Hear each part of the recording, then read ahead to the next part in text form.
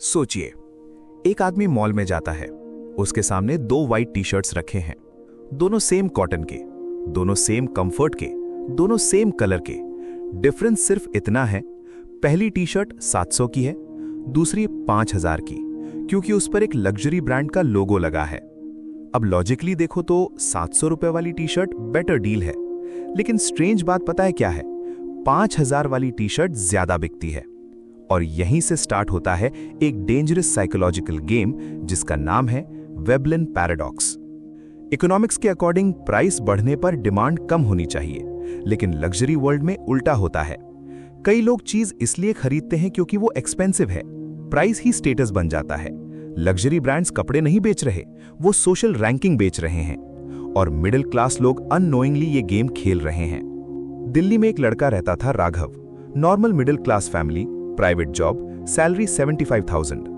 College खत्म होने के बाद उसका एक सिंपल ड्रीम था, अच्छी लाइफ जीनी है। लेकिन अच्छी लाइफ का डेफिनेशन धीरे धीरे उसका खुद का नहीं रहा। इंस्टाग्राम ने डिफाइन कर दिया, ऑफिस कल्चर ने डिफाइन कर दिया, सोसाइटी ने डिफाइन कर दिया।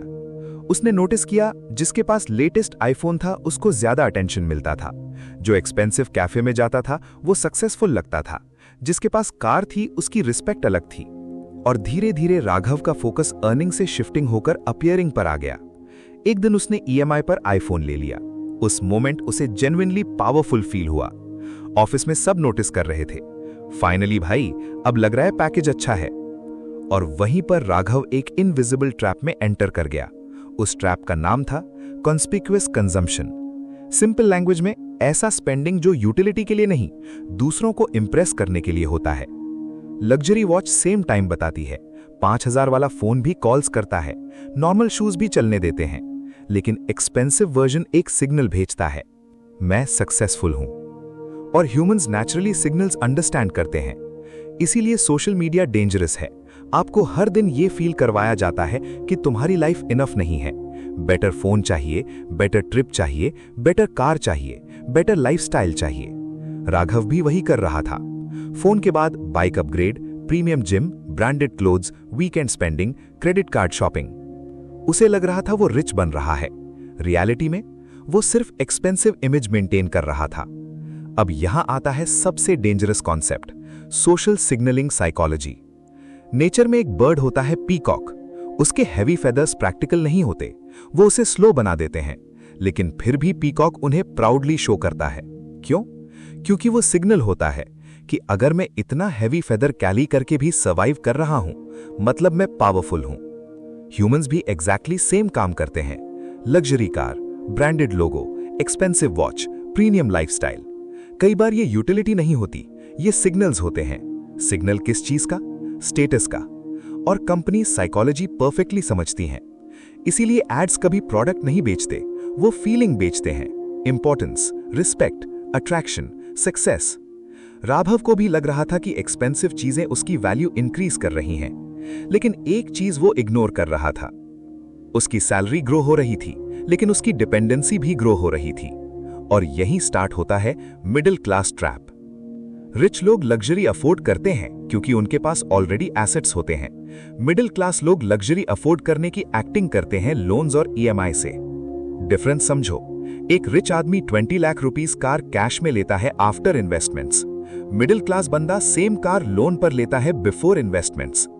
आउटसाइड से दोनों सेम लगते हैं, लेकिन फाइनेंशियली जमीन आसमान का डिफरेंस है। राघव भी वही कर रहा था।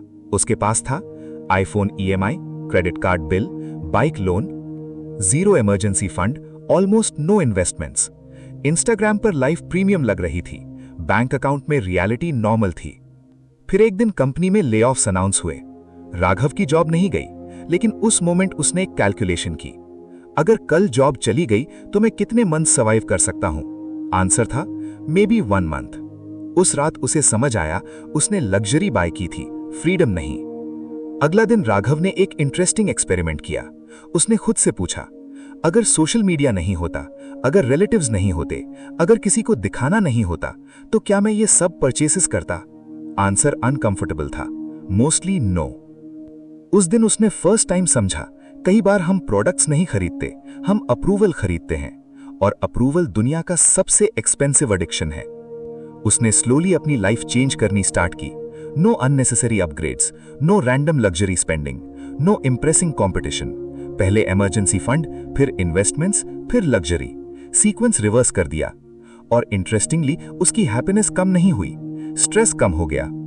3 साल बाद राघव के पास था strong investments, emergency fund, no bad debt और सबसे इंपॉर्टेंट फ्रीडम। अब वो लग्जरी अफोर्ड कर सकता था, लेकिन अब उसे इंप्रेस करने की नीड ही नहीं थी, क्योंकि फाइनेंशियली सिक्योर लोग यूजुअली क्वाइटली सिक्योर होते हैं। इसीलिए कहा जाता है wealth is what you don't see. लोगों टी-शर्ट देखते हैं, बैंक बैलेंस नहीं। कार देखते हैं, ईएमआई नहीं। ट्रिप फोटोज देखते हैं, क्रेडिट कार्ड बिल नहीं। और एंड में सबसे बड़ा स्टेटस सिंबल रोलेक्स नहीं है। सबसे बड़ा स्टेटस सिंबल है peaceful sleep, debt free life और वो कॉन्फिडेंस कि अगर कल सैलरी बंद हो गई तो भी लाइफ बंद नहीं होगी। याद रखो, लग्जरी खरीदना गलत नहीं है, लेकिन अगर आप इमेज बिल्ड करते करते फ्यूचर डिस्ट्रॉय कर रहे हो तो वो लग्जरी नहीं, एक वेल डिजाइंड ट्रैप है।